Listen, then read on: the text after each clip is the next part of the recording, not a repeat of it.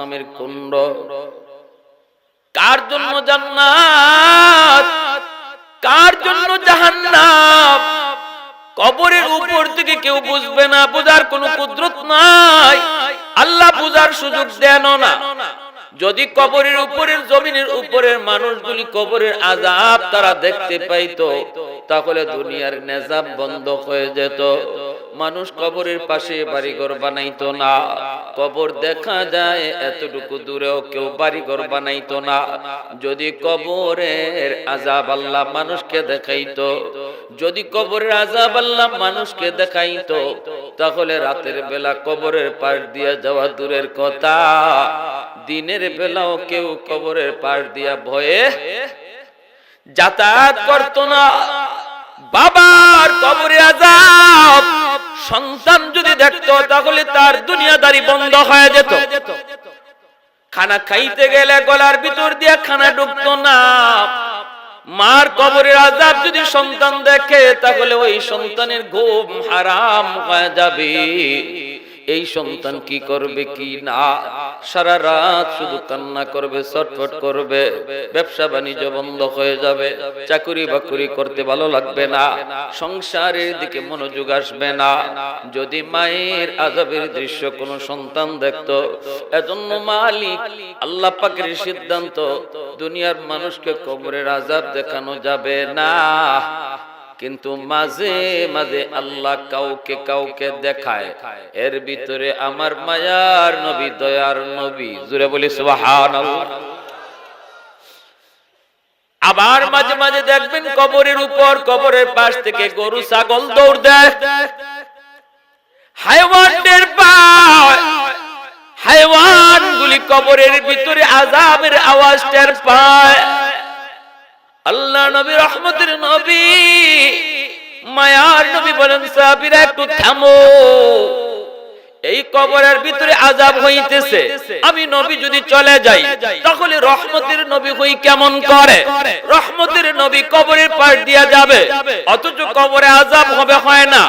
আমার নবীর একজন নায়েবে রাসূল, একজন আলেম যদি কবরের পাশ দিয়া যায়, নবী বলেন 40 দিন আল্লাহ ওই আলেমের উসিলায় কবরের আযাব আল্লাহ maaf করে দেয়। সেখানে রহমতের নবী কবরের পাশ দিয়ে নবী চলে যাবেন, আর এই কবরের মধ্যে আযাব হবে হয় না। আল্লাহ নবী কই, মালিক হয় না, হয় না, মালিক হয় না।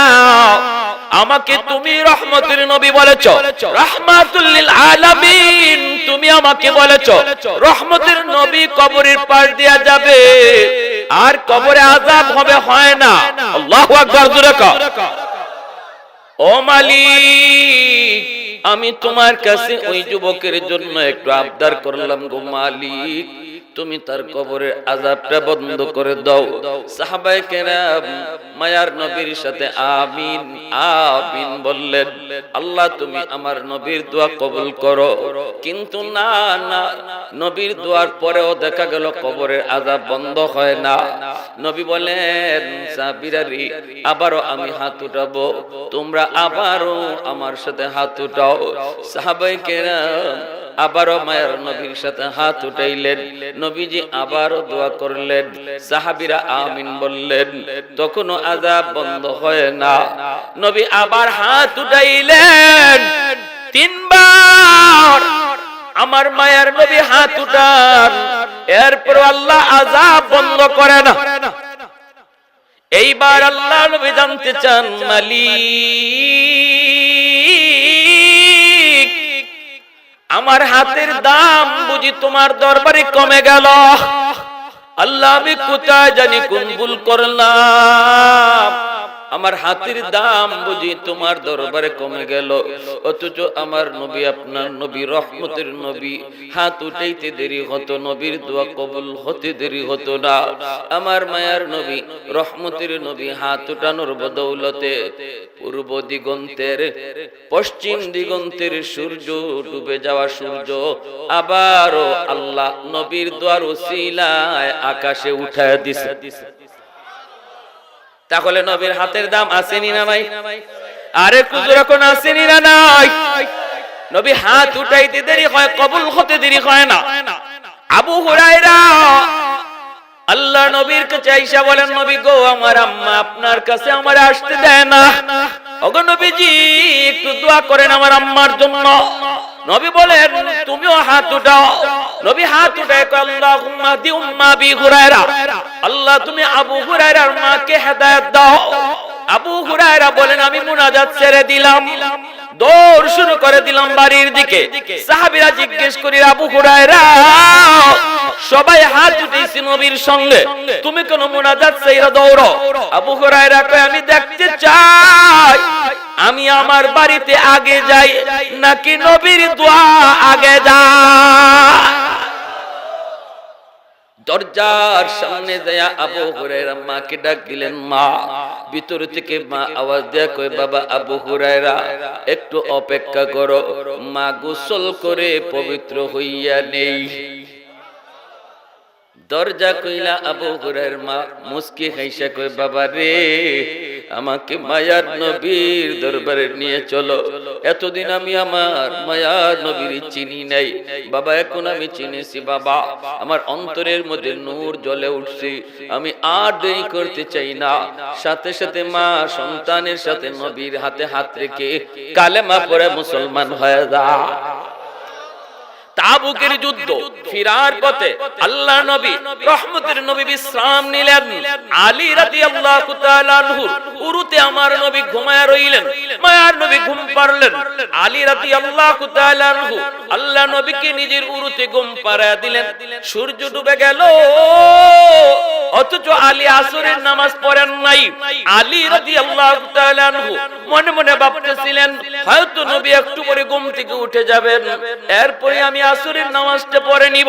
কিন্তু আমার মায়ের নবী ঘুমায়া গেছেন, আর চোখ খুলেন নাই। এইদিকে আলী ও মায়ের নবীর ডাক দেন নাই। কেমন করে তিনি ডাক দিবেন? আলী মনে মনে কয়, আলী রে, এ আলীর মন, তুই একটু বল না, তোর কি নামাজ কাজা হয়ে যাবে নাকি নবীর ঘুম ভাঙ্গাবি? কোনটা করবি তুই ক? নবীর ঘুম ভাঙ্গাবি নাকি তোর নামাজ কাজা হয়ে যাবি? আলীর মন ডাক দেয়, কয়, আলী রে সাবধান, নামাজ কাজা হলে কাজা পড়া যাবে, কিন্তু আমার মায়ার নবীর ঘুম ভাঙ্গাবি না, আমার রহমতের নবীর ঘুম ভাঙ্গাবি না। যেই নবীর উসিলায় আল্লাহ কায়নাত বানাইলো, ওই নবীর ঘুম ভাঙ্গায় তুই কষ্ট দিবি না। সূর্য ডুবে গেল, মায়ার নবী দয়ার নবী ঘুম ভাঙলো। এইবার নবী যে আলীর চেহারার দিকে তাকায় বলতেছেন, আলী, চেহারায় কই তুমি আসরের নামাজ পড়ো নাই, পেরেশান পেরেশান লাগে। আলী বলেন, নবী গো ঠিক বলেছেন, আসরের নামাজ আমি পড়তে পারি নাই, সূর্য ডুবে গেল। নবী বলেন, আলী, কেন আমাকে ডাক দিলি না? আলী কয়, নবী গো, আমার মন মানে না, আমার মন মানে না গো নবী, এজন্য আপনারে ডাক দেই নাই। আল্লাহ নবী রহমতের নবীকে কেন কয়, আপনার ঘুম ভাঙলে আপনার কষ্ট হবে, এজন্য আপনাকে আমি ঘুম ভাঙ্গাই নাই। নামাজ কাজা হয়েছে, হয়ে যাক, কাজা পড়ব, তবু আপনার ঘুম ভাঙে কষ্ট দিতে রাজি না। এই কথা বলতে মায়ার নবী হাত দুইটা আকাশের দিকে উঠায় দিছেন আর বলতেছেন, মালিক, আজ আমার আলী, আল্লাহ আমার আরামের দিকে খেয়াল করার কারণে নামাজ তার কাজা হয়ে গেছে, তোমার সূর্য পূর্ব পশ্চিম দিগন্তে ডুবে গেছে। ও মালিক, সূর্য তোমার কথায় চলে, সূর্য তোমার কথায় উঠে, আমি এত কিছু বুঝি না, আমার আলীর জন্য সূর্য আবার তুমি আকাশে উঠায় দাও। আরেকটু জোরে কন্যা সুবহানাল্লাহ। कौनैन मुख्तार खुदा तुमको बनाया,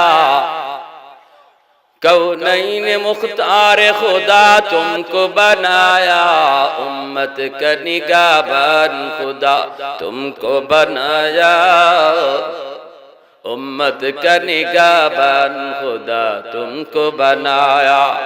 मौला मेरा आका मेरा रहमत के नबी है, तजदार मदीना है तुम्हारे अरबी है, अशजार ने देते हैं नबूवत के शहादात, तशकीक़ कमर में है तो अंगुल की इशारा।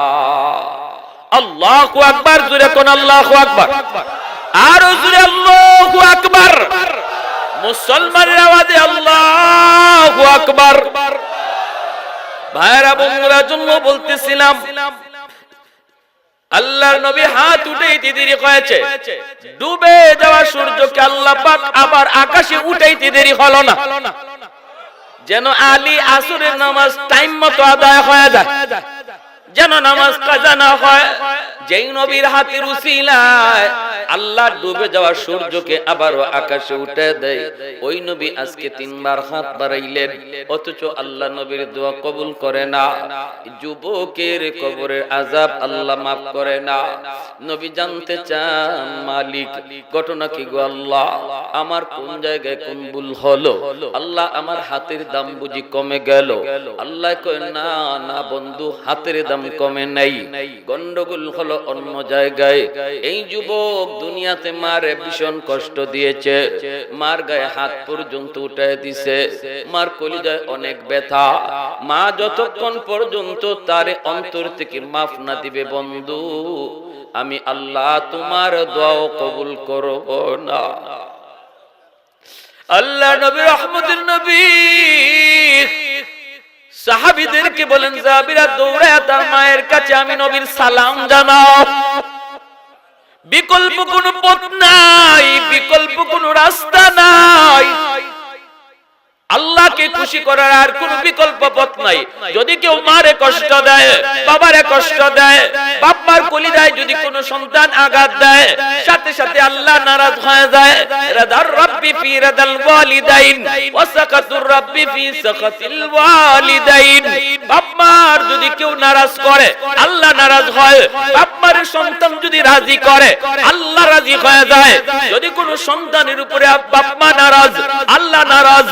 এইবার আল্লাহকে রাজি করানো যায় না, নামাজ পড়াও পারা যাবে না, হজ কইরাও পারা যাবে না, লক্ষ লক্ষ টাকা দান কইরাও আল্লাহকে রাজি করানো যাবে না, যতক্ষণ পর্যন্ত তার মা তার বাবা তার উপর রাজি না হবে, আল্লাহ তার উপর রাজি হবে না। এজন্য মনে রাখো যুবক, তামাম দুনিয়ার সমস্ত মানুষকে তুমি খুশি করলা, কিন্তু বাপ মারে অসন্তুষ্ট করছো, বাপ মারে কলিজায় আঘাত দিছো। দুনিয়ার মানুষ যদি তোমারে ভালো জানে, কেউ যদি তোমারে কেউ খারাপ নাও বলে, ঘর থেকে বের হলেই সবাই তোমারে সালাম দেয়, সবাই তোমারে আদর করে ভালো জানে, কিন্তু মা জানে তুমি খারাপ, বাবা জানে তুমি খারাপ। আমার মায়ার নবী দয়ার নবী বলেন, যেই নবী জীবনে মিথ্যা বলেন না, ওই নবী বলেন আল্লাহ কয় আমিও তোরে খারাপ জানি, বাপ মা তোরে খারাপ জানে। দুনিয়ার মানুষে যদি ভালো কয়, আমি আল্লাহ ভালো বলি না। বাপ মা খারাপ জানলে আল্লাহ খারাপ জানে, আর বাপ মা যদি ভালো জানে, আল্লাহ বলেন আমি আল্লাহ তোরে ভালো জানি। বাপ মার দিল যখনই কোনো সন্তান খুশ করে, যখনই কোনো সন্তান খুশ করে, কেমনে খুশ করে? কথা কইয়া, আনন্দ দিয়া, আম্মা বেশি বেশি ডাক দিয়া, আব্বা বেশি বেশি ডাক দিয়া। সন্তান বড় হওয়ার পর আম্মাকে আম্মা কইয়া ডাক দিতে পারে না, বাবাকে আব্বা কইয়া ডাক দিতে পারে না। কম কয় শিশুকালে আমরা আব্বা আম্মা যতবার ডাকি, বড় হওয়ার পরে এতবার ডাকি না। কিন্তু বাপ মার দিল সর্বদা এই ডাকটা শোনার জন্য দেওয়ানা থাকে রে যুবক। আব্বু আম্মু ডাকটা শোনার জন্য বাপ মার দিলটা সর্বদা তৈয়ার থাকে, খা খা করে। কারণ সন্তান যত বড় হোক, বাপ মার কাছে কখনো বড় হয় না, সর্বদা ছোটই থাকে। যখনই তুমি মুখ বইরা আম্মা কয়ে ডাক দিবা, আব্বা কয়ে ডাক দিবা, সাথে সাথে বাপ মার দিল খুশ হয়ে যায়। আরশের মালিক ডাক দেয়া কই, বন্ধু তুমি জানে দাও, যখনই বাপ মার দিল খুশ হলো, আমি আল্লাহ আরশের মালিক খুশ হয়ে গেলাম। খালি কমলা নিয়ে তুমি মায়ের কাছে হাজির হইছো, বেশি টাকা তোমার খরচ হয় নাই। শ্বশুর বাড়ির মানুষকে খুশি করতেও লক্ষ টাকা, 1000 টাকা খরচ করা লাগে, বড় বড় বোয়াল মাছ নেওয়া লাগে, বড় বড় বাজার করে নেওয়া লাগে। মানুষকে খুশি করতে পয়সা খরচ করতে হয়, বাপ মারে খুশি করতে পয়সা লাগে না। আম্মা আব্বা বেশি বেশি ডাক দেও, দেখবা আব্বা আম্মা খুশি।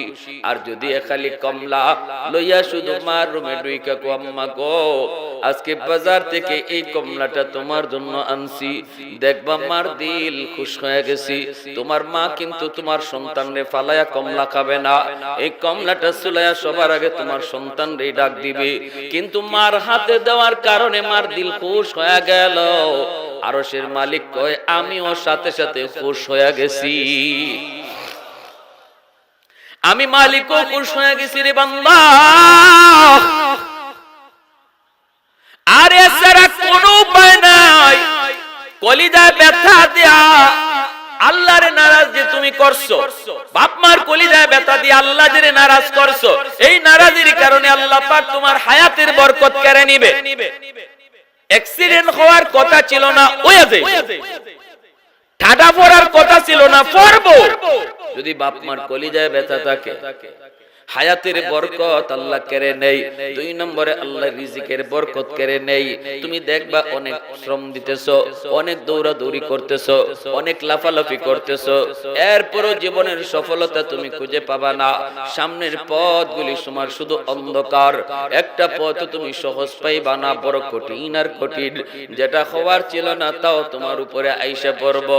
কারণ হলো বাপ মা তোমার জীবনের পাওয়ার হাউস, ওই পাওয়ার হাউস থেকে তোমার জীবনের লাইন কাটা। এই যে লাইট, এই লাইট যদি জ্বালাইতে হয় লাগাইলেই চলবে না, জ্বালাইতে হলে কারেন্টের পাওয়ার হাউস থেকে লাইন ওকে করতে হবে। তোমার আমার জীবনে আল্লাহ এমন কিছু লাইট লাগায় দিছে, কিন্তু জ্বালায় দেয় নাই। আল্লাহ বলছে যদি জ্বালাইতে হয়, মা বাবা তোমার জীবনের পাওয়ার হাউস, ওই পাওয়ার হাউস থেকে লাইন তুমি ওকে করো, জীবনের বাতি জ্বালায় দিবে আল্লাহ। ব্যবসায় গেলে তুমি উন্নতি লাভ করবা, চাকরিতে গেলে প্রমোশন হইবে, সন্তানগুলিকে আল্লাহ মানুষের মতো মানুষ বানায় দিবে, বিপদ আপদ থেকে আল্লাহ তোমাকে উদ্ধার করবে। পিছনে যদি বাপ মার দোয়া থাকে, বাপ মার দোয়া থাকে, আর যদি বদ দোয়া থাকে রে যুবক, বাঁচবার কোনো উপায় নেই। একটাই পথ, বাপ মা যদি রাজি হয়, আবার যদি কোনো কাজ কইরা তাদেরকে রাজি করো, তাহলে আল্লাহ রাজি হইয়া সামনের সবগুলি বিপদ তোমাকে উদ্ধার করে দিবে। এজন্যই আব্দুল কাদের জিলানী, খাজা মঈনুদ্দিন চিশতি, আল্লাহর ওলি যদি হাজারো আব্দুল কাদের জিলানী জমা করে আপনার জন্য দোয়া করান, তাও আল্লাহ খুশি হবে না যদি মার কলিজায় ব্যথা থাকে। কারণ আমার নবী যেখানে দোয়া কইরা তিনি আর কি করতে পারলেন না, 3 বার হাত উঠাইলেন, এরপর আযাব মাফ হয় না। আল্লাহকে বন্ধু রাখো, তার মারে ডাকো, মা যদি মাফ না করে আমি আল্লাহ তোমার সুপারিশও কবুল করব। তাহলে এবার বুঝুন বাপ মার কলিজায় ব্যথা দেওয়াটা কত কঠিন। আল্লাহ নবী সাহাবীদেরকে বলেন যাও তার মাকে যা সালাম দাও। সাহাবায়ে কেরাম চলে গেলেন তার মায়ের কাছে, যাইয়া মাকে সালাম দিলেন। মহিলা চলে আসলো নবীজির দরবারে, কবরের সামনে নবী জিজ্ঞেস করেন মা গো কবরখানা চিনোনি? মহিলা কই নবী গো চিনছি, এটা আমার সন্তানের কবর। আল্লাহর নবী তখন বলেন মা গো তোমার সন্তান বুঝি তোমাকে ভীষণ কষ্ট দিয়েছে, তোমার সন্তান বুঝি তোমার কলিজায় বড় আঘাত দিয়েছে, তুমি তোমার সন্তানকে মাপ দাও নাই, এজন্য সে কবরে গিয়ে অশান্তিতে আছে, আযাবের মধ্যে আছে। কাউকে আল্লাহ আযাব দেখায় না, কিন্তু মালিক আমাকে অন্তর চোখে দেখায় দিছে, আমি দেখতেছি কবরের ভিতরে তোমার সন্তান সাপের কামড় খায়, আগুনে পড়তেছে, আর আম্মা আম্মা কইয়া ডাকতেছি। আমি রহমতের নবী একবার না, 2 বার না, 3 বার তার জন্য সুপারিশ করেছি, কিন্তু মালিক আমার হাত ফিরিয়ে দিছে। আল্লাহ বলছে তুমি যদি তারে মাফ না করো, আল্লাহ আমার সুপারিশও কবুল করবে না। মা গো মা, আমি নবী তোমার কাছে সুপারিশ করি গো মা, কত কষ্টই না করেছো এই সন্তানের জন্য, কত রাত মাথার পাশে দাঁড়াইয়া পাহারা দিছে, চোখের পানি জড়ায় কইছো মালিক আমার হায়াত আমি আমার সন্তানরে দিয়ে দিলাম, তবু আমার সন্তানরে তুমি সুস্থ করে দাও। কত কষ্ট এই সন্তানের জন্য তুমি সইছো, হয়তো না বুঝা তোমারে ব্যথা দিয়া ফেলছে গো মা, আমি তোমার সন্তানের পক্ষ থেকে মাপ চাই, তুমি যদি তারে মাফ না দাও পৃথিবীর কোনো শক্তি নাই তার কবরের আযাব দূর করতে পারে। এই বইলা যখন নবী আবদার করলেন, মহিলার কলিজার মধ্যে ভীষণ ব্যথা, মহিলার কলিজায় ভীষণ ব্যথা, সন্তান অনেক যন্ত্রণা দিছে, অনেক সাতাইছে। এমনি মহিলা ডাক দিয়ে কই, নবী গো আমি এরে মাফ করবো না। নবী গো আমার পিঠে এখনো মাইরের দাগ আছে। নাউজুবিল্লাহ। বউয়ের কথায় আমি মার গায়ে হাত উঠে দিছে গো নবী। যেই হাত আমি মা চুমায়া চুমায়া বড় করছি, যেই হাতটা আমি মা চুমায়া চুমায়া বড় করছি, এই হাতটা দিয়ে আমি মার গায়ে হাত উঠে দিছে, এখনো আমার পিঠে তার মায়ের দাগ আছে গো নবী। আমি এর মাফ করবো না, করবো না। যখনই মার দিল শক্ত হয়ে গেছে, আমার নবী এখন কি করবেন? নবী তো চিন্তায় পড়ে গেলেন। রহমতের নবী, তিনি তো এই অবস্থায় চলে যেতে পারেন না। এইবার মায়ার নবী, দয়ার নবী বলতেছি, ওগো মালিক, মার দিলটা বড় শক্ত হয়ে গেছে, কেমন করে দিলটা নরম করব জানি না। তবে আমি জানি মা বাবার দিল যত শক্তই হোক না কেন, সন্তানের বিপদ যদি নিজের চোখে দেখে তাহলে দিল নরম হয়ে যায়। ও মালিক, কবরের আযাবের দৃশ্য আমি নবীরে তুমি যেইভাবে দেখাইছো, একটা আবদার করি তার মারেও তুমি দেখা দাও। কারণ আমার বিশ্বাস, মা যদি নিজের চোখে সন্তানের কষ্ট দেখে তাহলে কিন্তু মার দিল নরম হয়ে যাবে। আল্লাহ তখন কয়, বন্ধু তোমার এই সুপারিশটা, এই আবদার আমি আল্লাহ কবুল করলাম। সাথে সাথে মার চোখের সামনে থেকে আল্লাহ পর্দা সরায় নিছে। এখন নবীও দেখে, মহিলাও দেখে। যেই মাত্র মহিলা দেখলো কবরের ভিতরে সন্তান আযাব ভোগ করে আর মা মা করে চিৎকার করে কাঁদতেছে, সাথে সাথে আমার নবী, দয়ার নবী, মায়ার নবী সাথে সাথে বলতেছেন, ও মালিক, ও মালিক, আযাবটা মারে দেখাও। মা চিৎকার দিয়া কয়, গো নবীজি, আমার মনের ভিতরে যত যন্ত্রণা ছিল আমি সব ভুলে গেছি গো আল্লাহর নবী, সব ভুলে গেছি। আল্লাহকে বলেন আমার সন্তানের আযাব যেন আল্লাহ বন্ধ করে। মায় মাফ করতে দেরি হয়েছে, আযাব বন্ধ হতে দেরি হয় না। এজন্য বলতেছি যুবক, যদি দুনিয়াতে মারে বাবারে কষ্ট দিয়ে থাকো তাহলে আজ রাত জীবনের শেষ রাত মনে কইরা অবশ্যই মারে বাবারে যে খুশি করবা। যদি আজ রাত খুশি কইরা তুমি ঘুমাইতে পারো তাহলে আল্লাহর নবী কয়, মান আসবাহা মুতিআন লিল্লাহি ফি ওয়ালিদাইহি আসবাহা লাহু বাবান মাফতুহান মিনাল জান্নাহ। সকাল হওয়া মাত্রই আল্লাহ তোমার জন্য জান্নাতের দুইটা দরজা খুলে দিবে। আর যদি কোন সন্তান রাতের বেলা মারে কষ্ট দিয়া ঘুমায়, বাবার কলিজায় আঘাত দিয়া ঘুমায়, এমন কথা কইছে বাবারে, কলিজায় বাবা ব্যথা পাইছে, এমন কথা শুনাইছে মারে, মা কলিজায় ব্যথা পাইছে, তাহলে আল্লাহ নবী কয় রাতের বেলা যদি ওই মারে ওই বাবারে সে খুশ কইরা না ঘুমায়, সকাল হওয়া মাত্রই তার জন্য জাহান্নামের দুইটা দরজা আল্লাহ খুলে দেয়। যদি ওই রাত তোমার মরণ কইরে যুবক, এ যুবক, কত যুবক যৌবনে কবরে চলে গেল। আজ মানুষ বৃদ্ধ বয়স হওয়ার টাইম পায় না। মুরব্বী মানুষ আজকে হাটে বাজারে দেখা যায় না। এক সময় সাদা দাড়ি সাদা চুল, হাটে বাজারে রাস্তাঘাটে অনেক দেখা যায়। তোরে আল্লাহর বান্দা, এখন আর ওই রকম দেখা যায় না, কারণ মানুষ বৃদ্ধ হওয়ার টাইম পায় না, যৌবনে কবরে চলে যাইতেছে। কোন দিন তোমার ডাক আসে কেউ জানে না, কেউ জানে না। কত যুবক ঘুমাইছে আর ঘুম থেকে উঠে না। কত সন্তান মার কাছ থেকে বাবার কাছ থেকে বিদায় নিয়ে বের হয়েছে আর ঘরে ফিরে না, আর বিবি বাচ্চার কাছে ফিরে না। কত বাবা, অতএব নারে যুবক, যদি তুমি তোমার মারে বাবারে কষ্ট দিয়া থাকো তাহলে জীবনের শেষ রাত মনে করে আজ রাত খুশি করবা, যেভাবে পারো খুশি করবা, পায়ে ধরে খুশি করবা। মা ঘুমায় থাকলে মার পায়ে একটু তেল মালিশ করবা, হাতের মধ্যে তেলটা নিয়ে মায়ের পায়ের তালার মধ্যে যখন তেলটা লাগাইবা, মার কলিজায় যত ব্যথা থাকুক মার সাথে সাথে ভুলে যাবে। মাথার মধ্যে একটু তেল নিয়ে বাবার মাথাটার মধ্যে একটু তেলটা লাগাইবা, সাথে সাথে দিলটা খুশ। আমার আরশের মালিক কয় বান্দা তুই তোর মারে বাবারে খুশ করলি না, আমি মালিক রে খুশ কইরা নিলি। তোর জীবনের যত বাধা ছিল সামনে সব বাধা আমি আল্লাহ সরায় দিব। আল্লাহু আকবার জোরে কর। জীবনের যতগুলি বাধা সবগুলি বাধা আমি আল্লাহ সরায় দিব, আমি আল্লাহ সরায় দিব। এজন্য আমার ভাইরা বন্ধুরা মনে রাখবা, যাদের বাপ মা দুনিয়ায় জীবিত আজ রাত খুশি করব।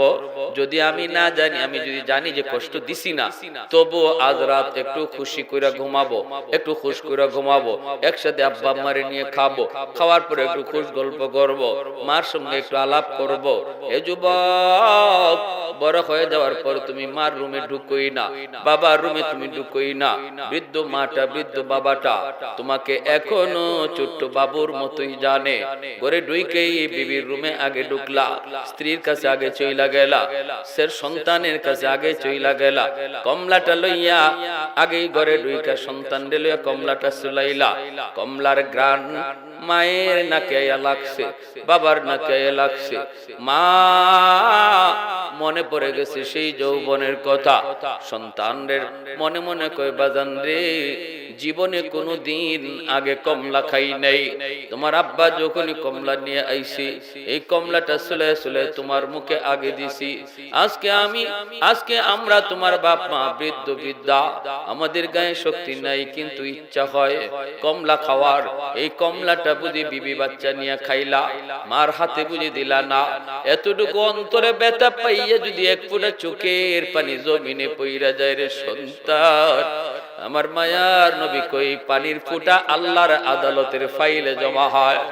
দুনিয়ার কোন শক্তি নাই, বাপ মার চোখের পানির ফোঁটা যদি কোন সন্তানের বিরুদ্ধে মামলা হয়ে দাঁড়ায়, এ দুনিয়ার কোন শক্তি নাই তোমাকে আল্লাহর আদালতে মুক্ত করাইতে পারে, আল্লাহর আদালতে তোমাকে বাঁচাইতে পারে। উপায় নাই, উপায় নাই।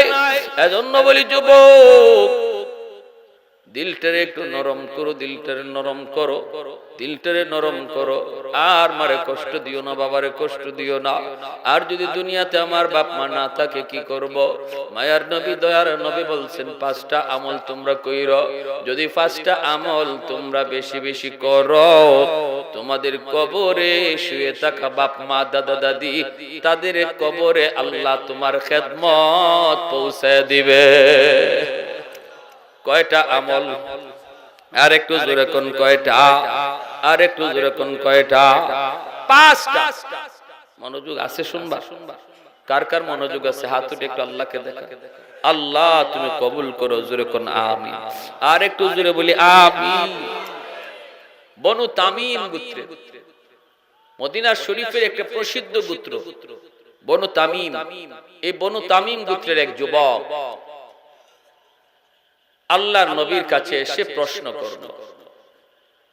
প্রশ্নটা হলো, ইয়া রাসূলুল্লাহ, ওগো নবীজি, আমার মা নাই, আমার বাবা নাই। যতদিন আব্বা আম্মা দুনিয়ায় ছিলেন ততদিন আমি পয়সা করি লাগাল পাই নাই, অভাবী ছিলাম। মার সেবা করতে পারি নাই, বাবার সেবা করতে পারি নাই, অসুস্থ মার চিকিৎসা করাইতে পারি নাই, অসুস্থ বাবার চিকিৎসাটাও করাইতে পারি নাই। কিন্তু আজ আল্লাহ আমাকে অনেক সম্পদের মালিক বানাইছে, অনেক পয়সা করির মালিক বানাইছে, কিন্তু সেবা করার সুযোগ আল্লাহ কেড়ে নিয়েছে। আমার মা আজকে কবরে, বাবা আমার কবরে। ওগো নবীজি, আমি একটু জানতে চাই গো নবী, আমার কবরে শুয়ে থাকা আম্মা আব্বার খেদমত করার কোনো সুযোগ আসেনি? কোনো সুযোগ আসেনি। আমি এখন রাতের বেলা পয়সা করি হাতে নিয়ে শুধু কান্দি, টাকা পয়সা হাতে নিয়ে নিয়ে শুধু বলি ভাইরে সম্পদ, সময় মতো তুই আসলি না। আসলি তো এমন সময় আসলি যেই সময় আমার মা নাই। আজ যদি আমি চাইতাম ভালো ভালো ডাক্তার আব্বারে দেখাইতে পারতাম, আম্মাকে দামি দামি শাড়ি কিনে দিতে পারতাম, কিন্তু নবী গো এই সুযোগ তো আল্লাহ কেড়ে নিয়েছে। এবার বলুন আমার কোন সুযোগ আছে কিনা? কবরে থাকলেও বাপ মার সেবা করা যায় কিনা? আমার মায়ার নবী, দয়ার নবী, বাপ মার কথা শুনলি মায়ার নবীর চোখ থেকে অশ্রু ঝরত।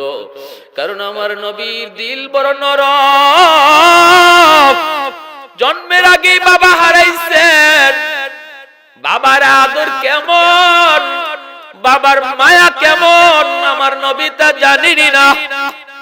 আব্বু ডাকির ভিতরে কত মজা আমার আপনার নবী তা জানেন না, নবী তা বুঝেন না। এজন্যই মায়ের নবীর চোখ থেকে পানি আসে। নবী বলতেছেন যুবক কান্না করো না। আমি নবী বলতেছি আমার আল্লাহর কাছ থেকে যাই না, 5টা আমল তুমি করবা, আল্লাহ পাক তোমার সেবা কবরে পৌঁছে দিবে। 1 নম্বরে আসসালাতু লাকুমা, বেশি বেশি করে বাপ মার জন্য দোয়া করা। এই যে কবরস্থানের উদ্যোগে আপনারা আয়োজন করেছেন, এইবার শুনেন আমলগুলা কি। আমরা যারা দুনিয়ায় জীবিত সন্তান হিসাবে, নাতিনশা হিসাবে, আওলাদ হিসাবে, কারো ভাই, কারো বোন, কারো দাদা, কারো মায়ার মানুষ আজকে কবরে শুয়ে রইছে, আমাদের জন্য করণীয় কি? আল্লাহর নবী রহমতের নবী বলেন বেশি বেশি দোয়া করা, তাদের জন্য বেশি বেশি দোয়া করা। বিশেষ করে বাপ মার জন্য যেই দোয়াটা, এই দোয়াটা তো আল্লাহ কোরআনের মাধ্যমে নিজেই শিখাইছেন। রব্বির হামহুমা কামা রাব্বায়ানি সগীরা।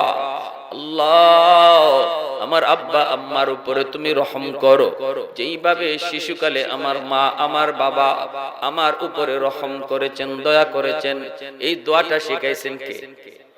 আর একটু জোরে কন্যা কে? দোয়া কবুল করবে কে?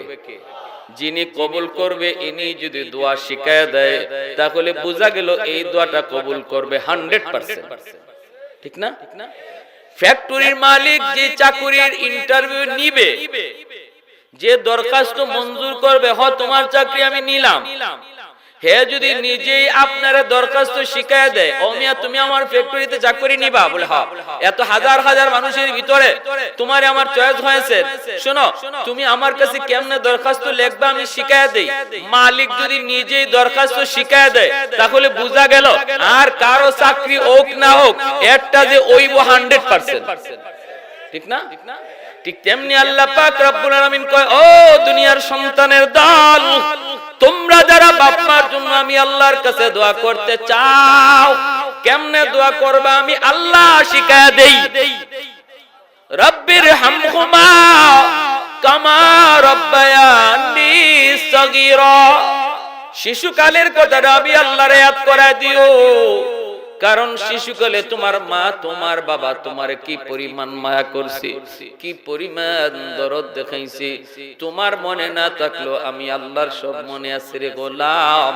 এজন্য যখনই বাপ মার জন্য তুমি দোয়া চাইবা, সাথে সাথে আমি আল্লাহর শিশুকালের কথা ইয়াদ করায় দিও। ও মালিক, শিশুকালে আমার আব্বা আমার আম্মা যেইভাবে মায়া করছেন এইভাবে তুমি মায়া কইরো। শিশুকালে বাবার বুকে উইটা, বাবার কোলে উইটা, রিকশায় কইরা যখন আমরা রওনা দিছি, বাজারের উপর দিয়ে যাইতেছি, আব্বার কোলে বসা রিকশার মধ্যে আমি এইটা দেখতে কইতেছি, আব্বা আমার এটা কিনে দাও, ওটা কিনে দাও, এটা কিনে দাও, এই দাও, এই দাও। কত আবদার, কত আবদার, কত আবদার, যেন বাজারের সব আমার এই দিয়া দিতে কইতেছি, কিন্তু আব্বা তখনও রাগ করে না, ধমক দিয়া আমার রিকশা থেকে ফালায় দেয় না, ধাক্কা দিয়া কয় না রে হারামি, কসকি তুই এত টাকা কই পাবো, কয় না, বরং আরো বাবা তখন বলছিল বাজান রে, ওই যে দেখো ঘোড়া দেখা যায়, ওই যে দেখো ছাগল দেখা যায়, ওই যে দেখো ঘোড়া ছাগল গরু দেখা যায়। উদ্দেশ্য হলো আমার দাবিটারে অন্যদিকে চাওয়াইয়া ভুলাইয়া দেওয়া। ঠিক না? আমার ওই দাবিটাকে অন্যদিকে চাওয়াইয়া বাবা ভুলাইয়া দিছে, ধমক দেয় নাই, রিকশা থেকে ফালাইয়া দেয় নাই। এজন্য আল্লাহ পাক কয় বান্দা ওই জিনিসটা তোর মনে নাই কিন্তু আমি আল্লাহর মনে আছে। এজন্যই বলতেছি যখনই দোয়া করবি আমি আল্লাহকে বলবি, আল্লাহ শিশুকালে আমার আব্বা যেইভাবে মায়া করছে, আমার আম্মা যেইভাবে মায়া করছে, এইভাবে তুমি মায়া কইরো, দরদ দেখাইও। এ যুবক, যুবকের জন্য বলতেছি, কত মা কত শিশুর জন্য নিজের জীবন দিতে তৈয়ার থাকে, ঠিক না? আসেনি না? আল্লাহ আমার হায়াত দিয়া দিলা, তবু আমার সন্তান রে বাঁচাও। আল্লাহ আমার হায়াত লইয়া যাও, আমার সন্তান রে বাঁচাও।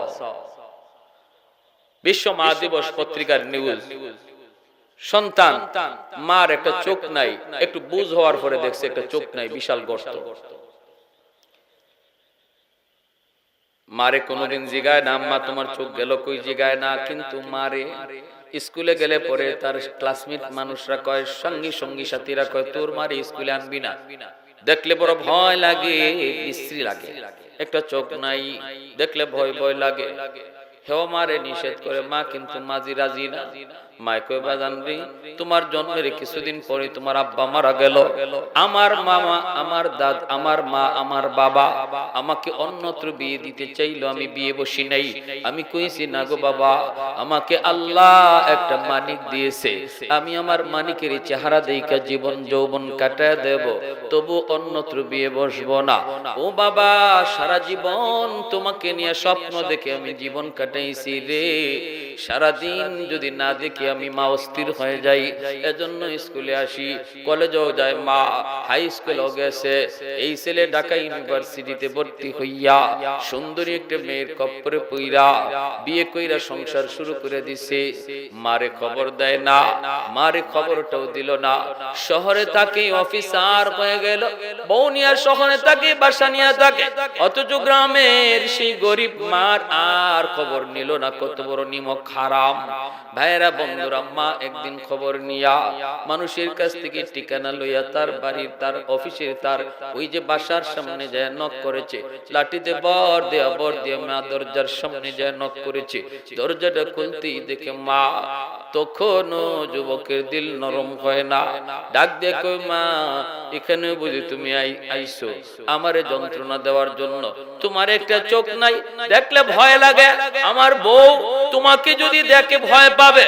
এ মা, তুমি কি আমার শান্তি চাও না? তুমি কি আমার সুখ চাও না?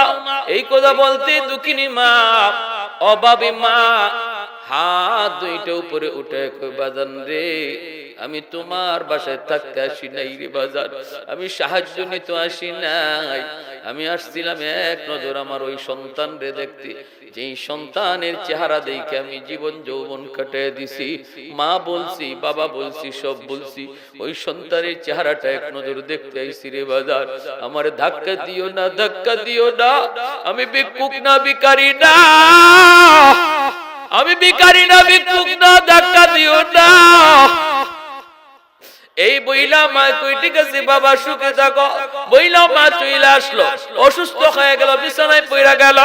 বেশ কিছুদিন পর ওই যুবকের পাশের গ্রামে অনুষ্ঠান, প্রধান অতিথি কইরা তারে দাওয়াত দেওয়া হলো। ওই যুবক পাশের গ্রামে আসলো, কয় মনে মনে কয়, পাশের গ্রামটাই তো আমার নিজের গ্রাম, এই গ্রামে মারে একটু দেখা যাই। বাড়ির কাছে যখন আসলাম একটু দেখা যাই।